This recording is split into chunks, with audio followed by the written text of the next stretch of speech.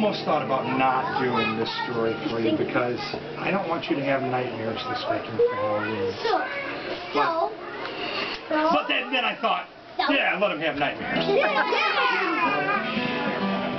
I'll tell you a story about a man named Joe who did not have a good Halloween weekend one time. Poor Joe, he should have stayed home that Halloween night.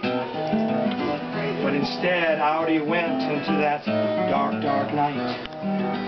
A goblin was watching Joe as he walked across the land. He swooped down beside Joe and took off his hand. Sing it with me. Poor Joe. Poor Joe. Joe shivered and he shook and he grew oh so cold. He tried to run, but oops, poor Joe lost all of his toes. Oh, poor Joe. Poor Joe.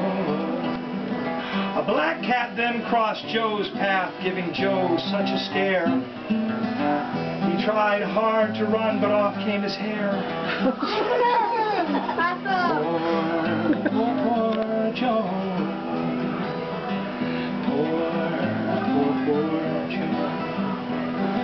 Hobbling along now with one hand on a cane, Joe tried hard to think, but oops, he lost his brain. Poor Can't hear you. Oh no, I can't think, but at least I can hear. If witches and goblins were now to reappear. So Joe kept on walking, but he was laden with fear.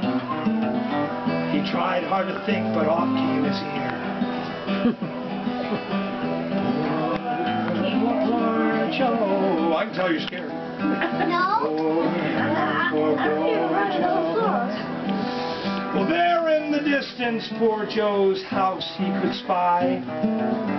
But only for a second, because then out popped poor Joe's eye. Oh no, poor Joe.